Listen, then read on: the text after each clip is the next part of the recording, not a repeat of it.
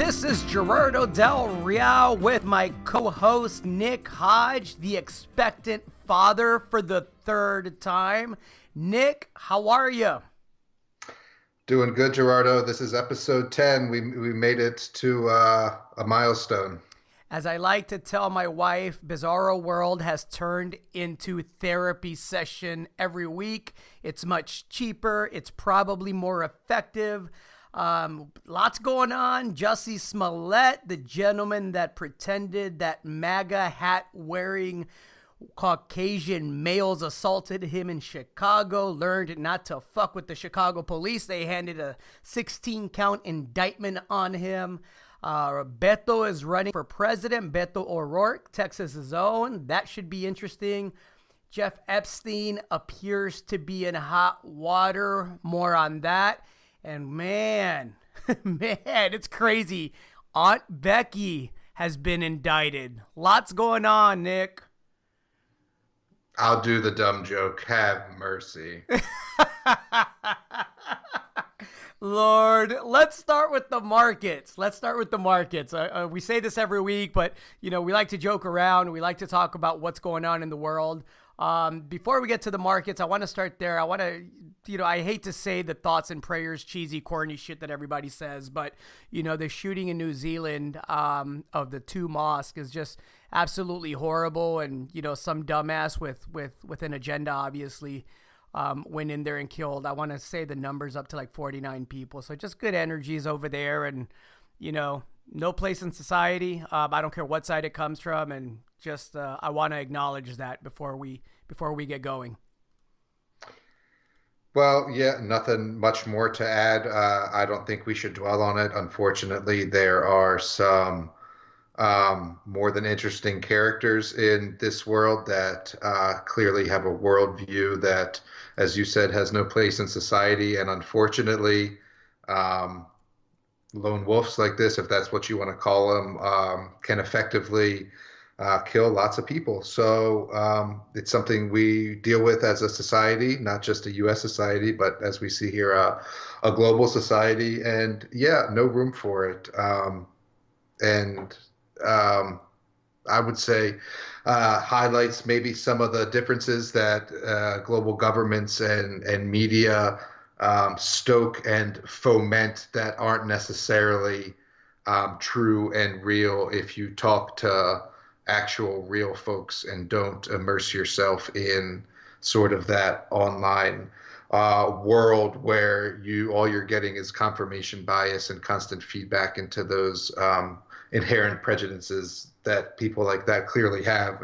And I would just say, look, man, be kind to your fellow man, golden rule stuff. And news like this is clearly sad, but unfortunately, I don't think thoughts and prayers do it.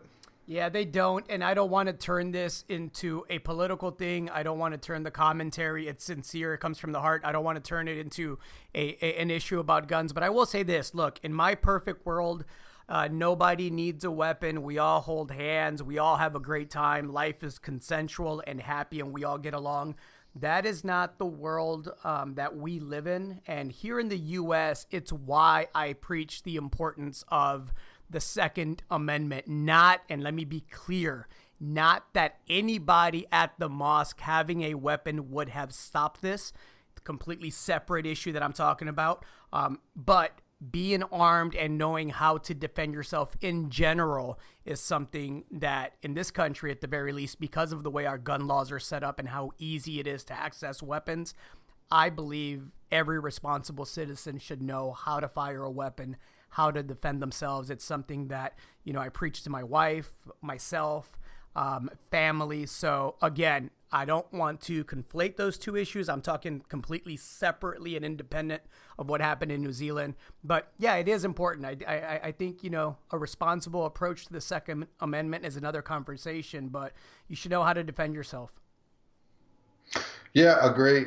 Preaching to the choir on that front, supporter of the Second Amendment, gun owner for hunting and self-protection, and will fervently support, as you say, responsible application of the Second Amendment. So yeah, lone wolves, people are crazy, and I didn't know we were going to start off with this topic, but it happens more often than you know. Unfortunately, cases like this where there are multiple fatalities clearly grab the headlines and trend quickly and are widely reported. But sorry, I'm going to tell you a story. I was in Uber the other week, and I always chat up the driver, so I don't know if that's good or bad, but I was chatting up the driver, and Depends on he the was from, driver.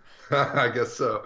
He was from Afghanistan, and he was telling me his story and how he had spent time with the military as a translator going back to Afghanistan, and how he stopped doing that the past couple of years because his aging father was not doing well and ultimately passed away. And he was telling me about his other family members, brothers and sisters of blood and in law that have come to the United States and settled.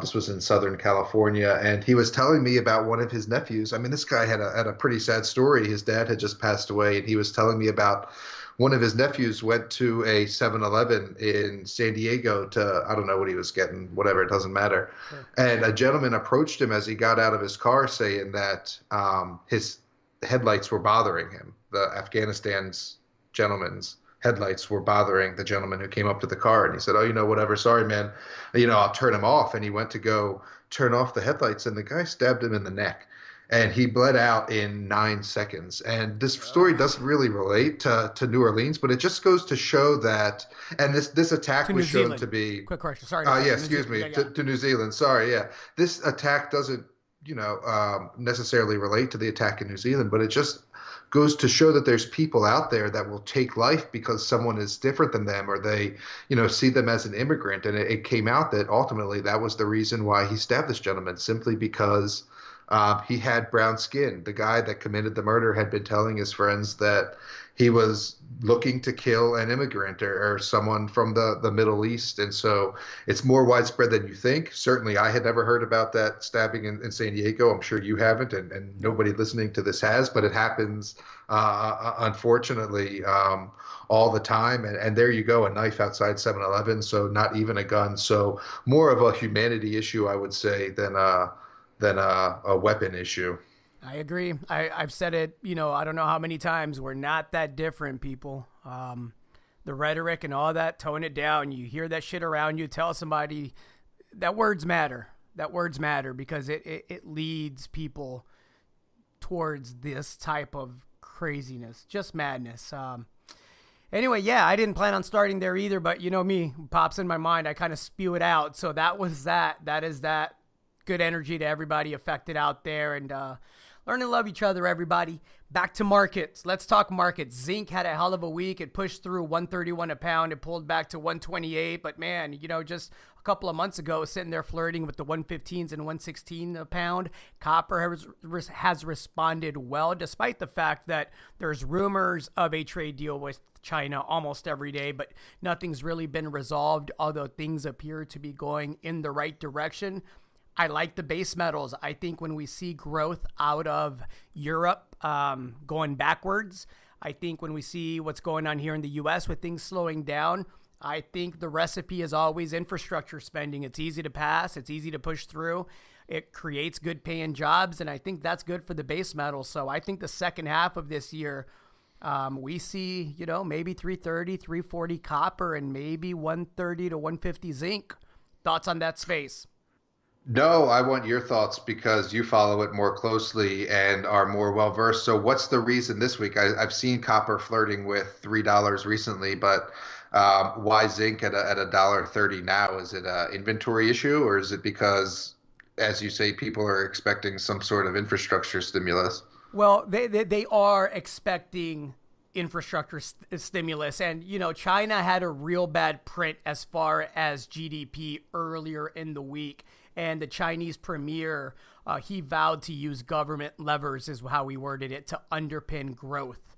And he basically hinted at infrastructure spending and a tax cut. China, for those not familiar, is the elephant in the commodity room, right? They are the bulk of the demand. The bulk of the growth is seen correctly to be coming from China. And so, if the leadership is going to say that we will underpin growth through tax cuts, through stimulus spending, then I think that provides a pretty good macro setup. That combined with the fact that, yeah, inventories, if you look at a 6-month chart or a 1-year chart, are low. The fundamentals are great for both copper and zinc. So I'm excited. I'm excited. Excited, not excited that the base metal juniors haven't moved. And I say that because, it's that post PDAC curse where the juniors start getting hit. There's lots of deals out there right now, and the base metal companies have not responded to the underlying fundamentals and have in fact gone the right way, which means I get to buy them cheaper, but I also own a bunch of them, so that doesn't make me happy. But that's where I think we're at. Well, I, for one, am in full support of an infrastructure stimulus for many reasons. The first of which is that it's desperately needed. You were talking about China, but here in the U.S., it's desperately needed. Roads and bridges and dams routinely get C and D grades from the American Society of Civil Engineers and the annual infrastructure report card. And stimulus like that is one that actually goes in the ground and creates real projects and real jobs and real benefits and real spending, as opposed to the sort of um, invisible hand buying of bonds and printing of money and buying of mortgages and things like that really serve only to help banks and shore up things in the background, but don't necessarily do much immediately to help those who feel it most. Agreed. 100%. Elsewhere in the commodity world, I know that uranium is a sector you follow very closely. The U.S. and India announced plans for, I believe, what was it, 6 nuclear reactors? I didn't read the article, but I caught the headline. Is that accurate, Nick? Yeah, it's 6 from us, and importantly, I'm looking at it from a uranium standpoint, not a nuclear standpoint. Also, 6 from Russia, so 12 right there, expected to triple their nuclear use by like 2035 or something like that. So a big deal because, well, it's a billion people, first of all. They need a lot of power, and they're currently the third largest Asian consumer of oil. So um, I just thought that it crystallized the current state of nuclear in that it's really emerging as a clean alternative. I mean, that was the direct reason cited. We need sources of clean, stable baseload energy, which is what all the uranium bulls say, right? And not a lot of environmentalists have admitted, but are starting to. And that was the crux of this deal. Look, we need clean baseload energy, and nuclear is the only option. So we're going to triple it. 6 from the U.S., 6 from Russia, and away India goes. And they're not the only ones. So I just thought it was important to highlight here in the podcast. And also because I really didn't see the article reported a lot anywhere. And granted, as you said at the top of the show, it's been a bit of a busy news week, but it just feels like pro-nuclear news never makes it to the top for some reason. Yeah, it's interesting, right? And for people that listen to the podcast trying to gain, some sort of small insight that we can provide for free here on the podcast, right? You'll get your money's worth. The uranium space is volatile, and it's coming out of one of the most brutal bear markets we've seen in quite some time. If you just do a random Google search about uranium bull markets, you'll find out quickly that it turns fast. And when it does, it is, and this is overused, but it's accurate, it's violent to the upside. So, when you look at the demand picture and you look at the potential for, well, not the potential. There will be a decision made on U.S. imports and how that will work moving forward. I think we can expect that mid-July, are the whispers that I'm hearing. You have a perfect setup for a second half in the uranium space that can make you a pretty penny.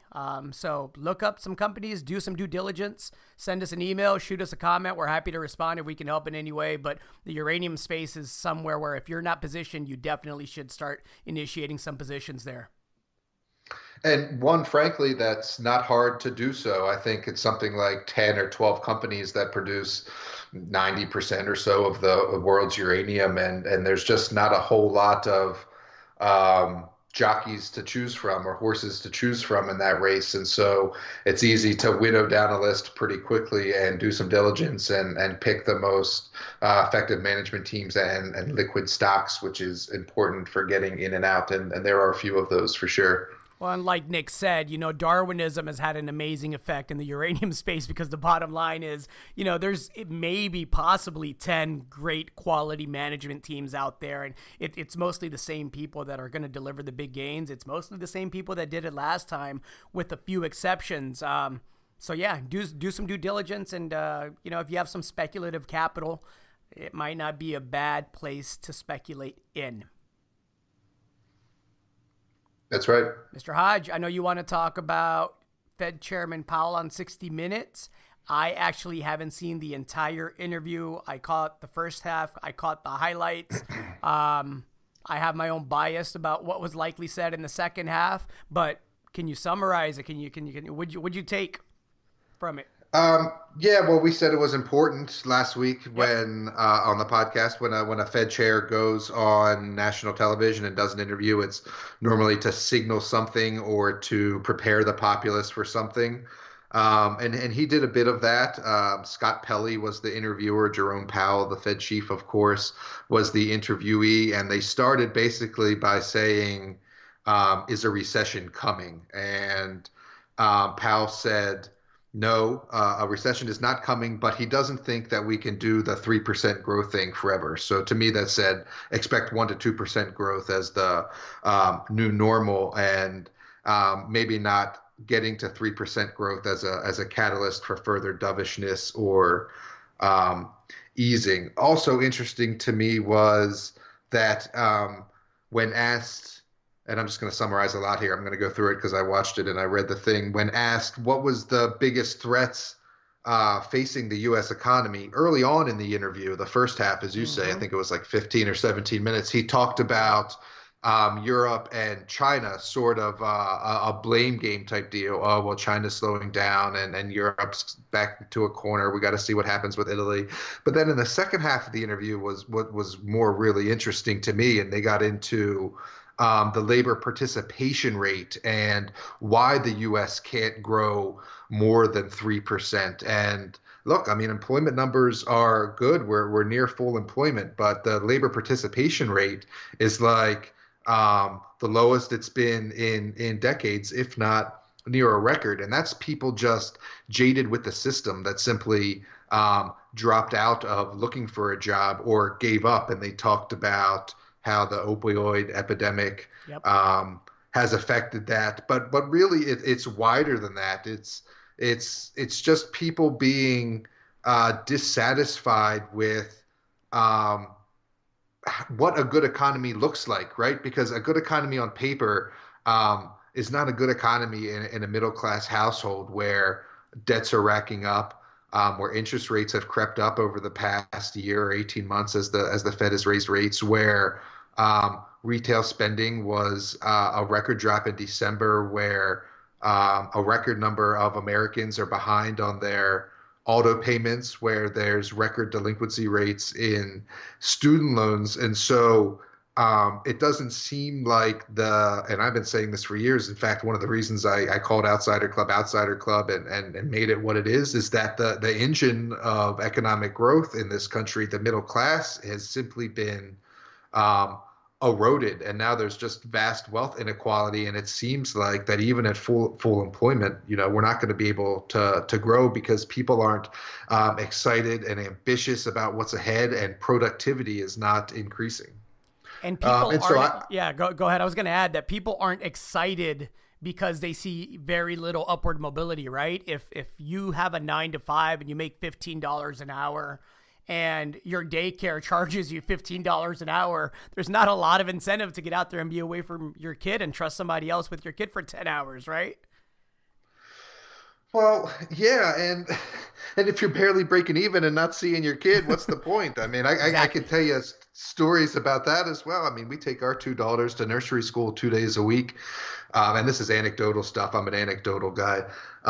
We take our daughters to nursery school 2 days a week to, get socialized and play with kids and get the germs and get accustomed to a routine. But I swear it's the saddest thing, man. In my 3-year-old's class, and my wife tells me about this girl all the time.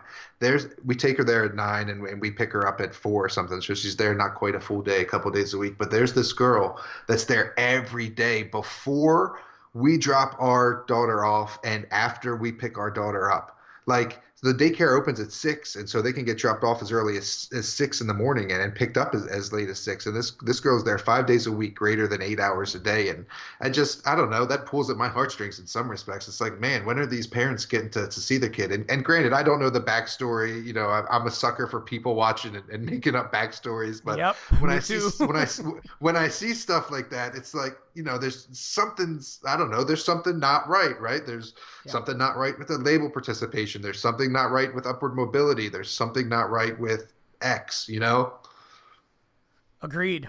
I think you said it well. And again, it goes back, I think, to that theme of where is the upward mobility? Why such a vast difference in the distribution of wealth? It can't all be that, 10,000 people are so much more productive than, the other 325,999,999.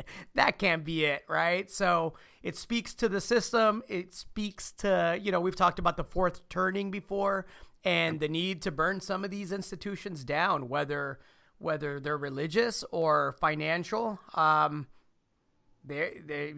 Government. It's going to hit the fan, and it's getting there. It's getting there because you see people dropping out, disillusioned, not wanting to participate. Eventually, that turns into anger. And, here in the U.S., we have an election coming up in next year. God, it's next year already. And that brings me to my next topic. Anything else, actually, before we get to Beto or Rory, who I like for the most part? Anything else on Chairman Powell? Well, not necessarily on Chairman Powell, just on the, well, I might segue into the next topic nicely. We have this thing now where there's vast wealth inequality. We know that. That's a given. And we hear about the 10% and the 1% and, the haves and the have-nots. But something that I've been writing about, and again goes back to why Outsider Club is named Outsider Club, is that we're not really talking about the 1%. We're not even talking about like the 0.5%. We're talking about like the 0.001%, right? That keep their thumbs on the scale of justice through NGOs or where they give their charity money to, or the institutions at which they fund research or media campaigns. And also, as we saw this week, and I'm sure we'll talk about, use their power and influence to beget more power and influence in nefarious ways. And so if you're paying $400,000 for your dumb daughter to go to college, that means somebody else's daughter is not going to college. It's effective alliteration there, Nick. I went to college. Oh, that's good stuff. You got your money's worth, Nick. Let's talk about it. Let's get into it. College admission scandal. Holy fuck, this hit. I mean, there's some people we know in Vancouver. There's people here in Austin that participated. UT, the big university here in Austin, was implicated. The tennis director was arrested here locally and, of course, was forced to resign. But, 50 people were charged in a scheme to secure spots at Yale, Stanford, and I mentioned UT and some other schools. It's been called the largest college admissions scam ever, prosecuted by the Department of Justice. So the ringleader was a gentleman by the name of William Singer. He's a 59-year-old businessman from Newport Beach, California. He was the founder of, get this, a college preparatory and predatory business. And he set up a charity. And so this guy's been working with the feds since September. and decided, you know what? We talked about accountability a couple of weeks ago, and he said, you know what? I don't want to do all this jail time on my own. So let me tell you about these 33 parents. Aunt Becky from Full House was on there on the list. Felicity Huffman, Lori Laughlin. I could keep going, but the bottom line is, in many cases, parents paid for scores, test scores, fabricated test scores. They paid anywhere between $15,000 and $75,000 for higher test scores.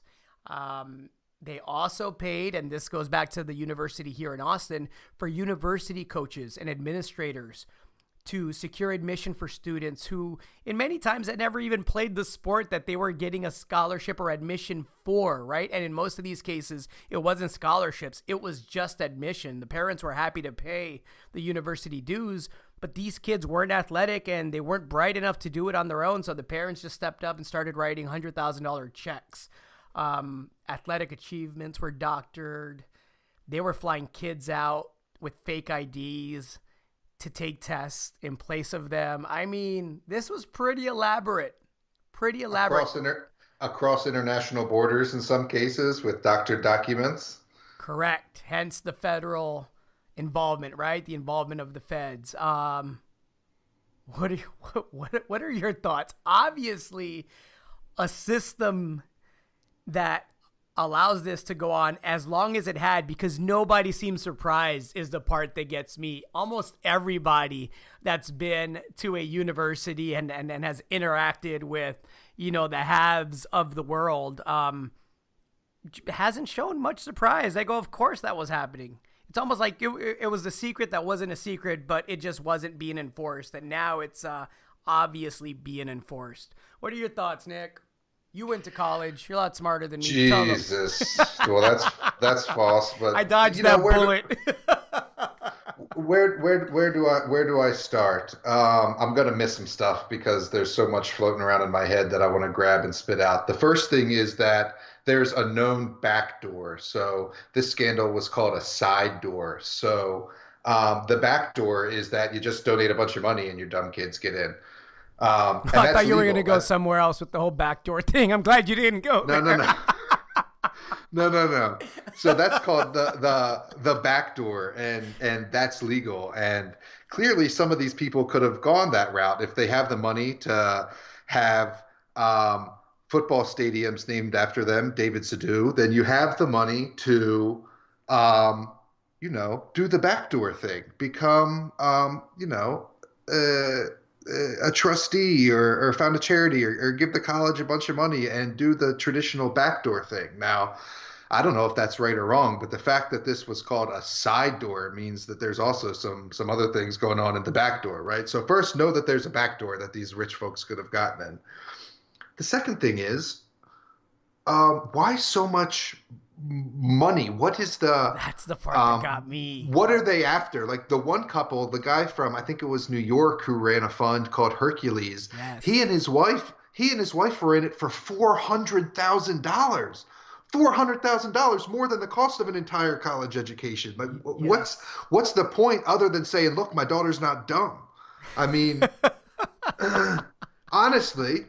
And then let's talk about the people. Oh no, let's stay with the kids for one more second. All right, so your dumb daughter gets into Stanford or your dumb because son. You paid. Let's be fair. I like the alliteration. I'm going to stick with it. Let's keep it merit based, but we're doing dumb daughter. We're doing dumb daughter for alliteration son. Purposes. We'll do stupid son and dumb daughter. I like it. So, all right, your kid can only score 53% on the SATs, so you pay somebody to score 75% to get the kid in. But what sustains him or her when they get into college, when they fail their intro to chem exam, or they can't cut their core credit classes, or whatever it is? If they don't have the merit to get in there on their own in the first place, why would you think they had the scholastic aptitude to maintain enrollment and grades? That is a head scratcher for me. And I guess You could continue buying yourself through it, but I don't know. That doesn't make a lot of sense to me. So I don't know. Let's talk about the people taking the money because Yes. um, we were just talking about upward mobility and how you can't get ahead. So it seems to me that being an athletic director at a major American university is not a well-paying enough position for you to live happily and not commit fraud. And so there's sounds like there's an issue there. I mean, what do you think these guys are making? 80, 100 grand a year, maybe a little bit more. I mean, is that's not enough? You need to take money on the side. I mean, there's clearly a problem there. And so let's juxtapose that. We talked a couple of weeks ago about drug smuggling in Mexico. What's the difference between a lieutenant in the Mexican army taking 10 grand a month and a lieutenant athletic director taking 10 grand a month? I mean, there's fundamental issues here, societal issues at play for why these people want to do these things, both the parents and the administrators and educators, because clearly, as an educator, they don't have the best things in mind for all students if they're colluding in cases like that. And that's about all the thoughts I've got out so far on it. It's just it's a head scratcher. I mean, people want clout. People are greedy. Greed begets greed. I get all that, and ultimately, I think that's what it boils down to. Yeah, and let me provide some context for people that maybe aren't familiar. I'll cite a couple of cases here. There was a Yale soccer coach named Rudolph Meredith.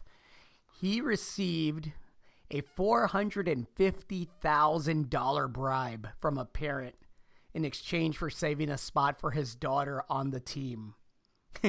So when investigators found out about that, they questioned him, and he said, "Oh, I don't want to do jail time either." And that's how they found out about Mr. Singer, right? That's how he ended up getting arrested and indicted and arrested, and he ended up pleading guilty to 2 counts. And it's ugly stuff. It's the part that pisses me off, Aunt Becky jokes aside, the part that upsets me is that there's kids that are busting their ass, man, and are working 2 jobs and have shitty parents that can't help, won't help, don't provide structure, don't give the kids advice on how to work their way through the college system. And these kids are out there trying, and oftentimes they're testing just as well, if not better, than these better off kids.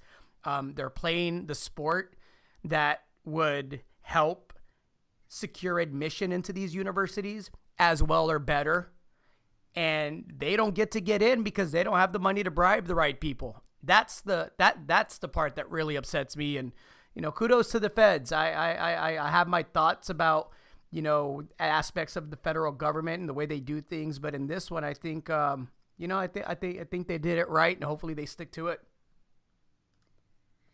Yeah, I feel the same way, and it just goes to perpetuate the wealth inequality and the justice inequality in this country, starting clearly here with kids at the collegiate level. Yeah. What do we want to do next? There's a lot of serious stuff going out there. There's the thing with Jeffrey Epstein, which I'm glad they're finally getting that sick fuck. We are not a partisan podcast. You could be on the right, you could be on the left, you could be in the middle. If you are molesting underage girls, you are a sick fuck, and I wish all the worst to you. Do we want to go there next, or do we want to have a good laugh at the expense of some missing coats? Let's do Jeffrey Epstein because I'm going to learn something. I haven't been up on it. What is the newest? So the newest now is that prosecutors, Alexander Acosta, who is now the Secretary of Labor, it's been announced that they violated federal law when they failed to tell the victims of Mr. Epstein about an agreement not to prosecute him. So we talk about wealth and upward mobility and access and the scales of justice and how to tip them. And this is a classic example. This guy was under investigation on federal sex trafficking charges. He was able to negotiate a deal in secret while prosecutors simultaneously were telling victims that a case against Mr. Epstein was still possible, which is a violation of the Federal Crime Victims' Rights Act. And so, Can you imagine if you're one of these kids or the parents of one of these kids that this asshole molested and you know, the New York Times says molested. There's probably some raping going on, but let's keep it to what they're saying, right? Can you imagine being one of these kids and then finding out afterwards when federal prosecutors say, hey, we're going after this guy. We're going to get him and all his friends that he was flying in to mess with all these underage girls. And then nothing happens. And then you find out, you know, years later that the prosecutor negotiated a secret deal with the guy and his lawyers to not prosecute him. Those people should be in jail. This isn't professional misconduct. That's criminal. It's gross. It's sick. Yeah, I mean, it's all those things. And unfortunately, I'm not up on this case, but could you just tell people who Epstein is? Yeah, so a little background. From 99 to 2005, I'm going to quote the New York Times article because they do a good job. Mr. Epstein, a former hedge fund manager, back to the money thing, right? With powerful friends that included President Trump and former President Bill Clinton. That's what I wanted. Yeah, both sides. Yeah, I mean, this guy was up there, right? He knew everybody. And if you knew those two from 99 to 2005, you had access to every attorney general, every prosecutor, all of them. So they would get girls, you know, 14, 15-year-old girls into the many mansions that he had. He had one in Palm Beach. He had one in New York. Had one, of course, in the Virgin Islands, right? And so he would pay them. And again, I don't believe it was just him. That's a whole nother conversation. He wasn't doing this on his own. But anyway, he would pay them to engage in nude massages, masturbation, and oral sex. And then he would ask them and pay these girls a fee to recruit other girls. This went on for years. Finally, a couple of victims managed to muster up the courage to come forward and say, you know what? This isn't right. We're not doing this anymore. They think they're going to get justice. They take it to the prosecution. The prosecution ends up doing this. It's criminal from top to bottom. Everybody should be in prison, at the very least. And when we say like, and I do know this part of the backstory, like acquaintances or friends with Bill Clinton and Donald Trump, I mean, we're not talking like bumped into each other at a bar mitzvah. Like the logs from the private plane show that they had taken, you know, private planes together. Bill Clinton was on Epstein's plane and things like that. So to Palm Beach, New York, and the Virgin Islands, coincidentally. No fucking way, right? Exactly. And I don't mean to laugh, but that's the connection there. And yeah, that's the dark underbelly of political and high finance establishment, unfortunately. And quite frankly, has been for a long time. I mean, whether it's, you know, kings and queens of the Middle Ages or, you know, Kennedy throwing his pool parties at the White House in the 60s or, you know, whatever it is. And that's what it is. Yeah. And look, if you want to throw a pool party and it's consensual and everybody's of age and you know, everybody's having a good time, more power to you. Invite me to the party. I'll have a drink with you, right? But when we're talking about little girls and you know, they said up till now it's just young girls, 14-year-old girls, you're a rapist. You're a sick fuck. You deserve to go away. You and all your buddies that knew about this and never said anything, you enabled it. So anyway, let's talk something. Let's get a laugh in, man. Can we talk about CoatGate? I think that's what the Inca Kola guy called it. He called it CoatGate. That's funny stuff, man. Where do we start? A gentleman I think we're both familiar with was accused of what I think you know the backstory better than I do. What I know of it is it's PDAC. Everybody's having drinks. Everybody's having a good time. One version of the story is Jerry has too many drinks and accidentally takes a second coat. Right? That's the innocent version of it. The other side of it, and again, it was, you know, kudos to Mr. Turner who put it out there. I think first. Says that the hotel and the bar and the whole area there had video of Jerry not just getting his coat, but swiping one in you know, in swipe or no swiping manner. And not only did he, you know, take it, which again, if it's 3 a.m. and I had some drinks and maybe I thought I was grabbing my wife's coat, hey, I bring it back when I wake up and go, oh shit, wrong coat. here it is, my apologies. But that's not what happened according to the reports. According to the reports, days went by.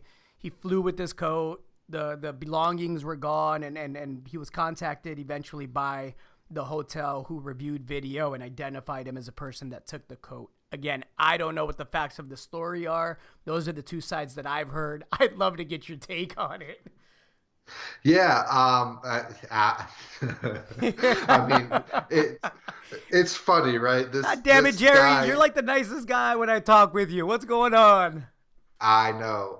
Look at the stock charts of the companies he pitches you, though, and you might get a different story. I'll get there in a second. First, Jerry Huang is the CFO of two publicly traded companies, Energold Drilling and Impact Silver. And so Jerry is doing fine. He is not on the streets of Toronto in March without a coat. He, in fact, has a coat. Um, so, these events happen all the time. At least one coat. That's right, at least one. At any conference, there's companies rent out bars or brokers rent out bars and have a party, and people go. And in Toronto, it's cold, so you check your coat. And apparently, some guy went to leave, his coat wasn't there, and it didn't show up until Jerry flew with it from, again, allegedly from Toronto all the way back to Vancouver and had emptied out all the coat's pockets and then turned it. I heard Toronto was freezing. I wasn't at PDAC, but I heard it was cold, Nick. That's what I heard too. It's cold every year. That's why I don't go, or at least one of the reasons. Look, let's get down to the skinny of it. Why do you take a coat at 3 a.m? Well, obviously, one too many drinks is at play.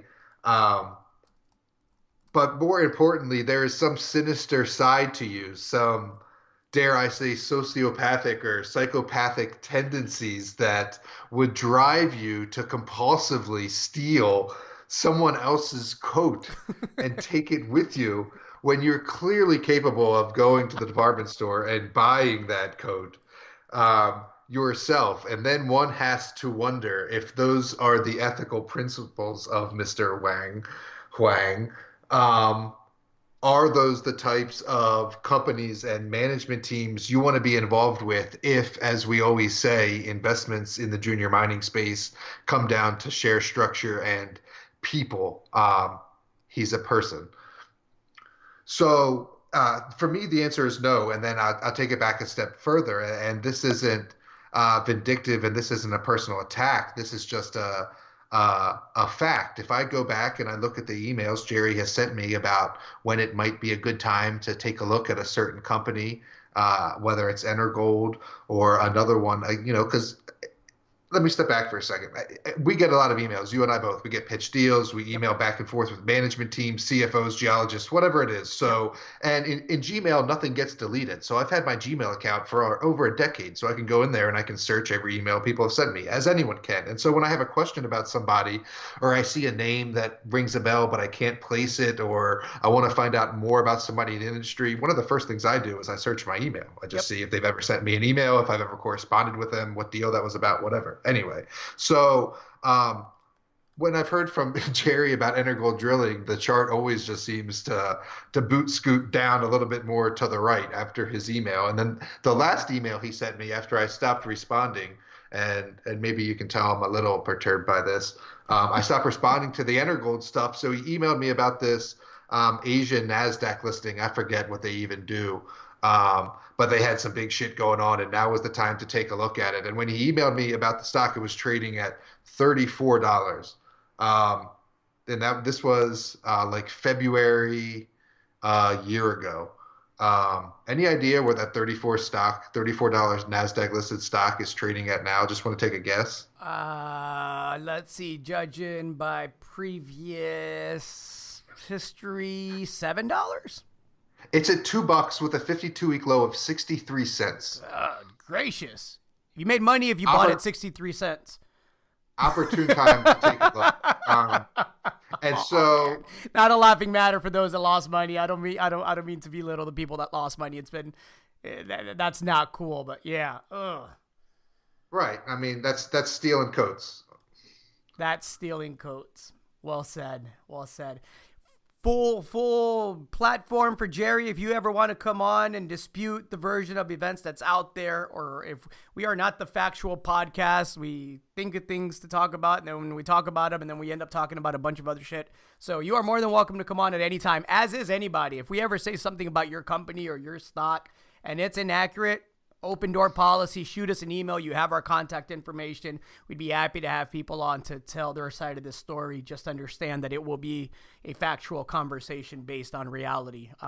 So yeah, we'll leave that there. What else is on your mind, Nick?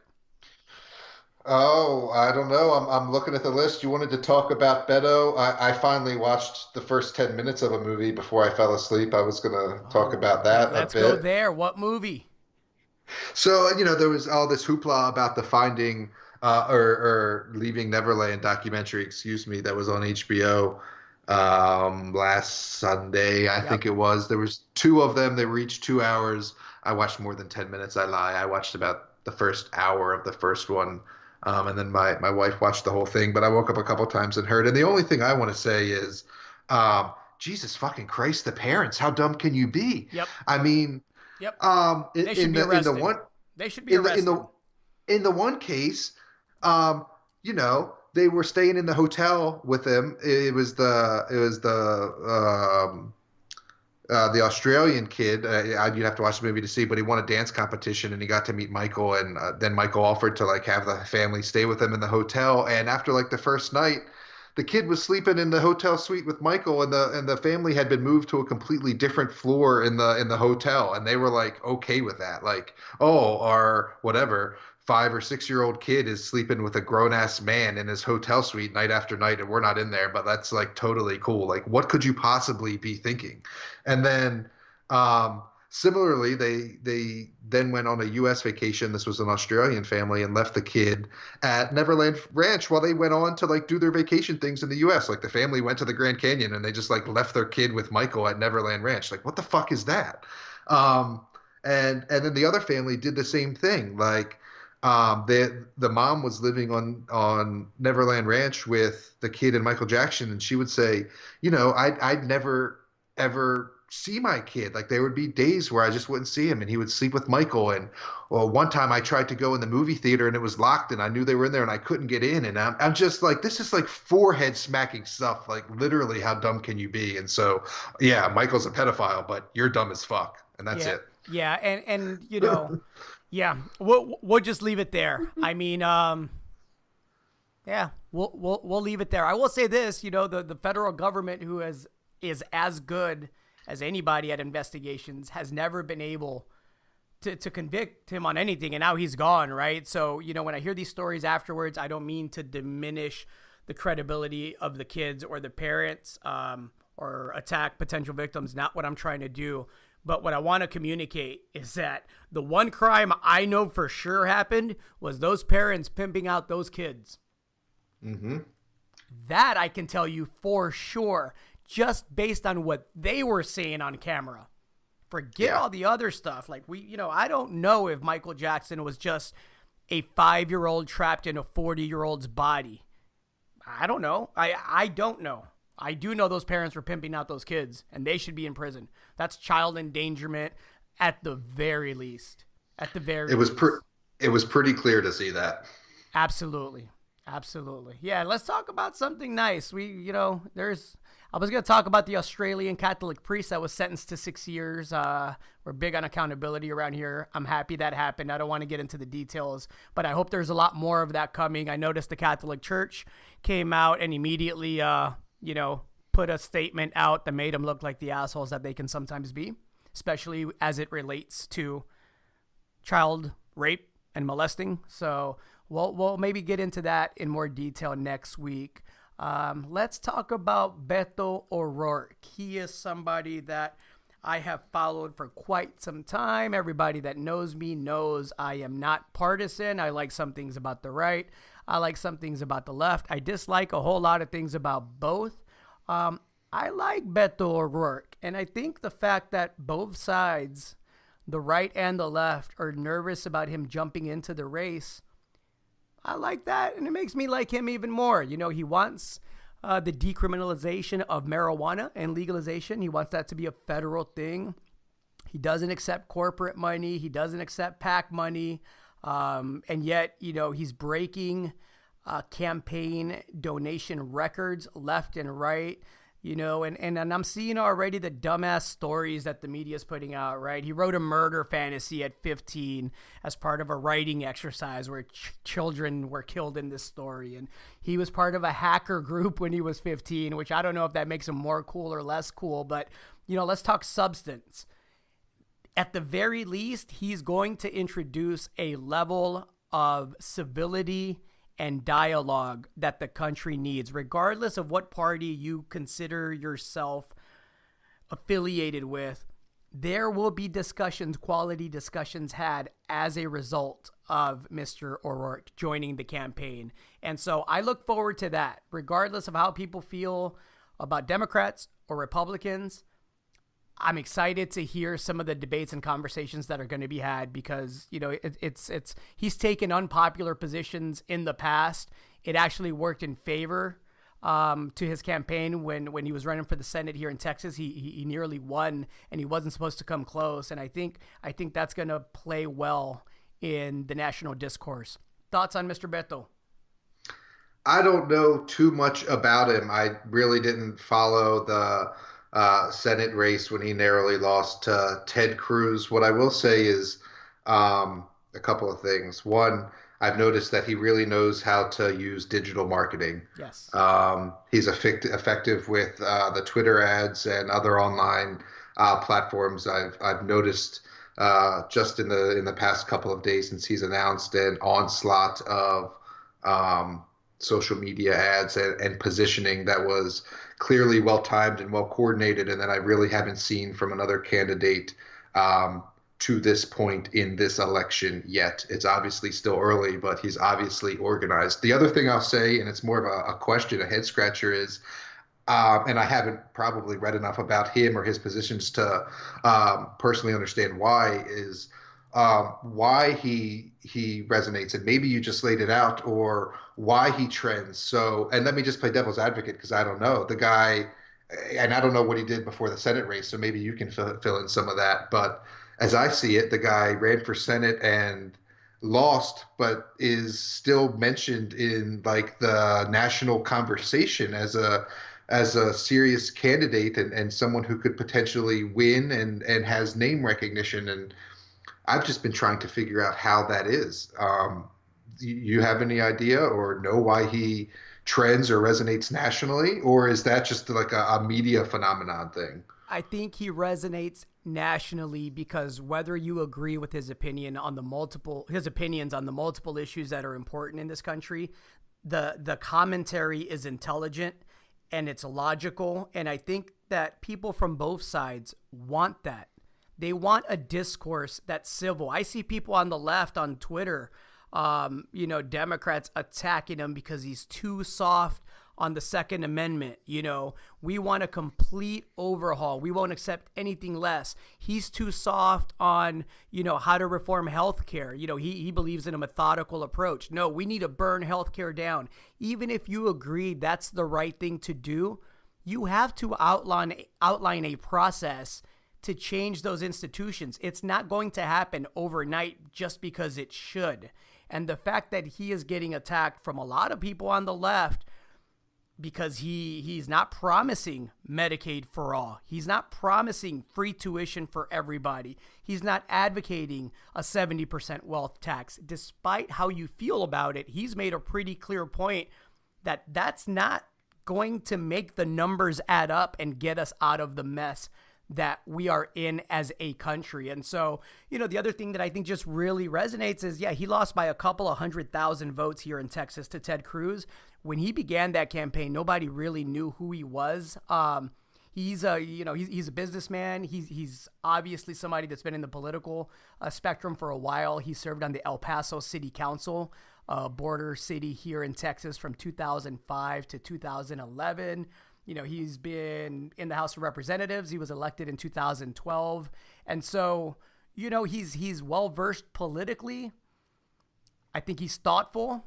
I remember when the NFL and Colin Kaepernick were going at it, and he was asked in a very red-leaning district what his thoughts were. He gave one of the most thoughtful responses to why people were taking a knee.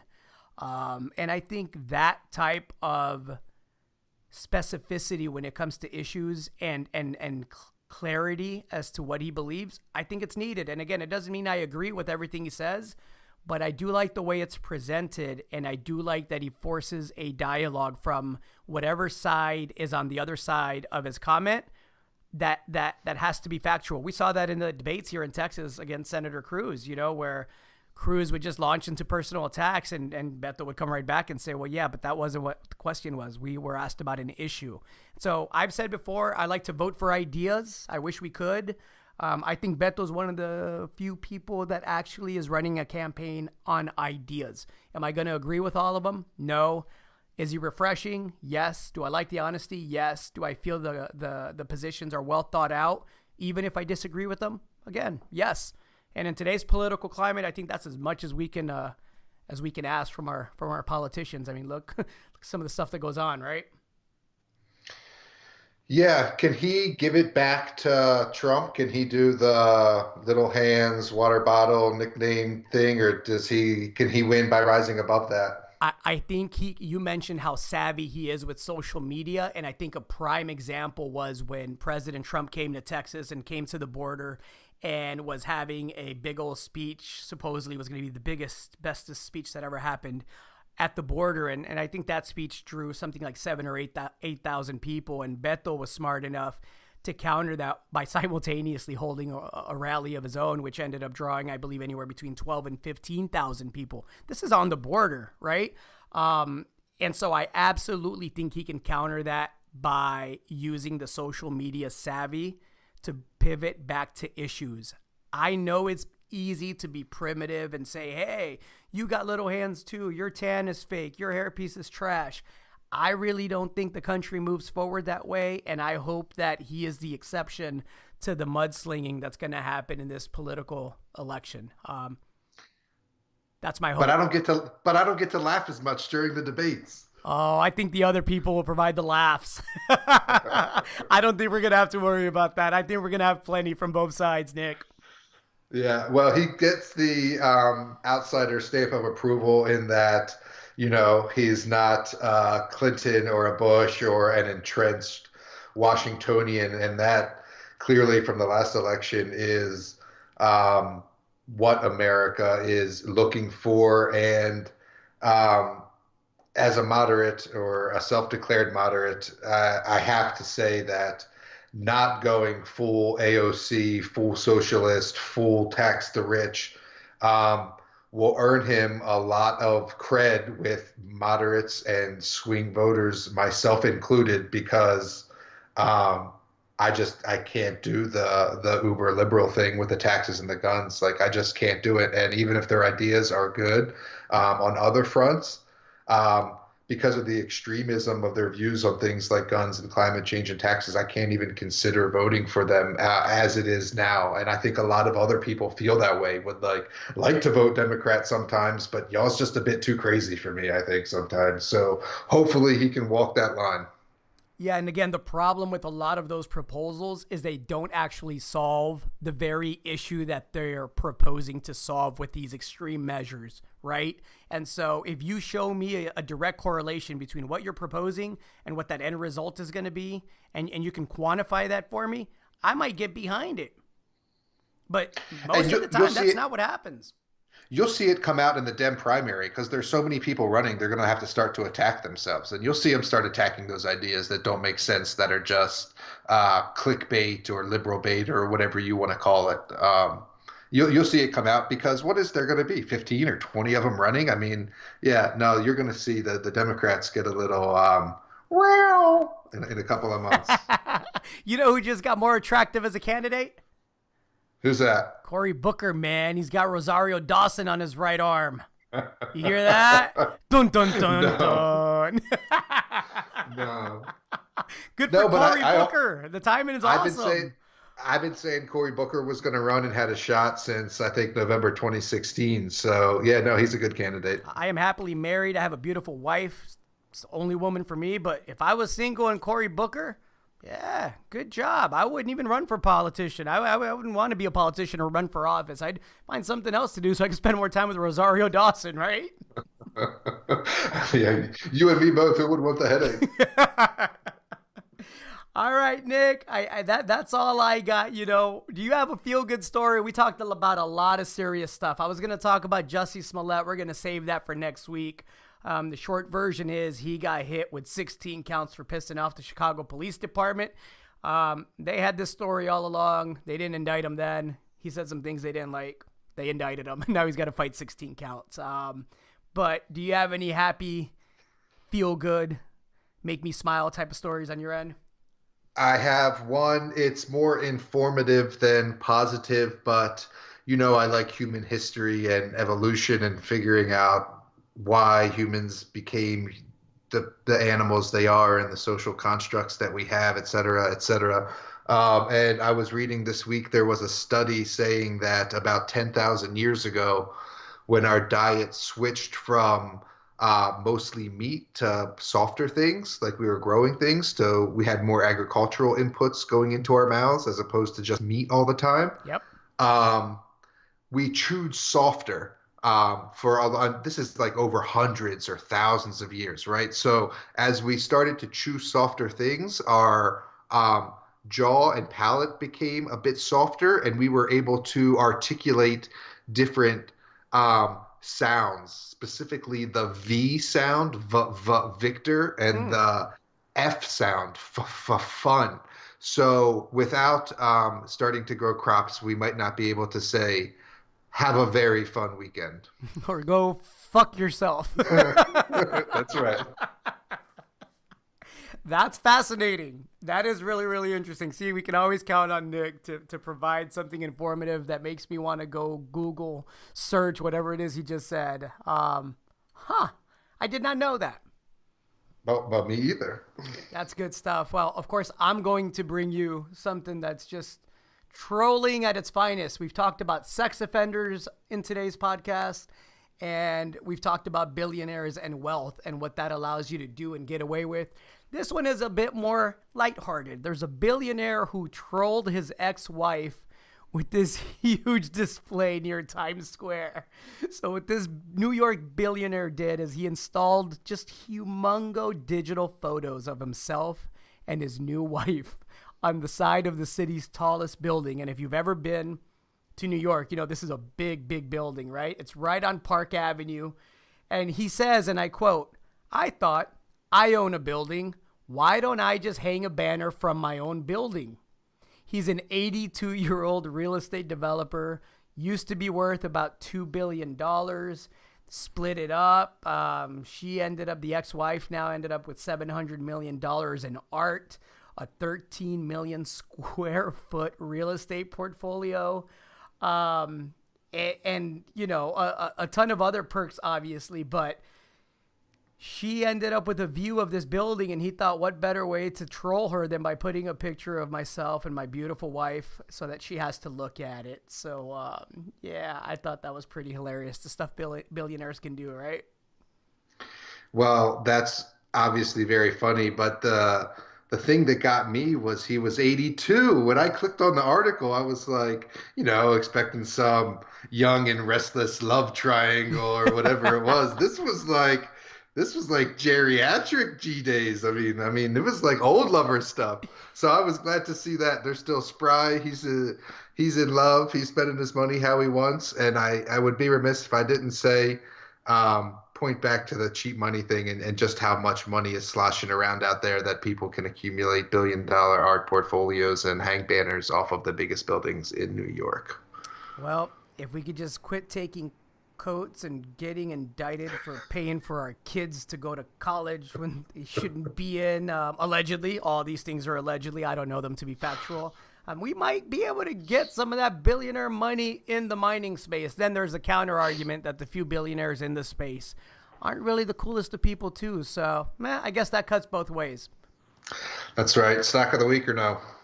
Yeah, I got to do a stock of the week because it sold off on what I think is inaccurate perceptions of a news release. So I'm going to go with Midas Gold. You know, gold is holding pretty well at 1,300. I was a bit surprised that it came back after breaking below that 1,300 level earlier in the week. It closed today. Of course, we record this on Friday. We publish on Monday, but it closed today right above that $1,300 level. So a few days ago, Midas Gold, which is going to be your stock of the week from me.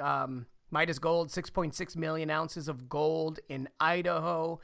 We've been to the property together multiple times. The exploration upside is substantial. Some have speculated there's up to 15 to 20 million ounces of gold.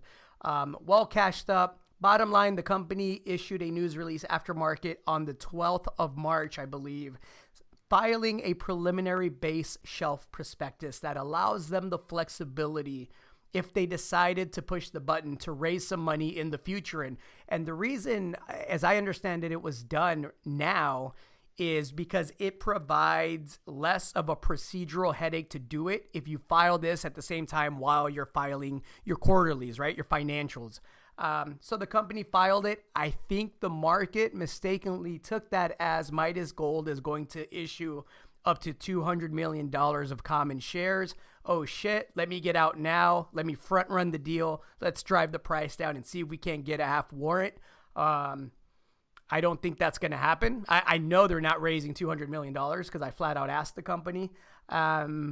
And I think people are going to have to buy the stock at higher prices if they're selling today. So I'll leave that there. This is a company that is in line to get their permit in hopefully mid to late 2020. They have a resource that I think is attractive to both Barrick and Newmont. So yeah, Midas Gold, that's your stock of the week. I almost did Midas too. Very interesting. I'm going to talk about energy fuels. We've talked a lot about uranium. We've talked about why U.S. uranium specifically is interesting with a Commerce Department report on the Section 232 petition due to the president mid-April. That's next month, and then him having 90 days to make a decision on that. Energy Fuels as the largest U.S. uranium producer, which really isn't saying much because we don't hardly produce any uranium. I've said before, we have 99 reactors. We only make enough uranium or produce enough uranium here in the States to supply one of them. But of that little uranium we do produce, Energy Fuels produces the most of it. They have the White Mesa Mill. So really, if you want to mill conventional ore for uranium or vanadium, you got to go through Energy Fuels. And speaking of vanadium, they just started processing some ore to get vanadium out of their White Mesa mill, or in the process of upgrading that product so they can have a saleable vanadium product. They are one of the two companies, in fact, that initiated the Section 232 petition along with UR Energy. And just a pretty robust portfolio of conventional and in situ uranium assets that will see a market bump in any sort of uranium recovery, but a more pronounced one if there is a positive outcome from the Section 232 thing. And it's also, as I mentioned when we were talking about uranium an hour ago, highly liquid because it's on a major exchange and it trades a lot. So one that's easy to get in and out of. And the reason I selected it is because there was some volume coming out of nowhere into U.S. uranium stocks this week. I think it and UEC had both traded almost 2 million shares when I last looked today. So I think people are starting to get wind of the Section 232 thing, so it might not be a bad idea to just take a peek there.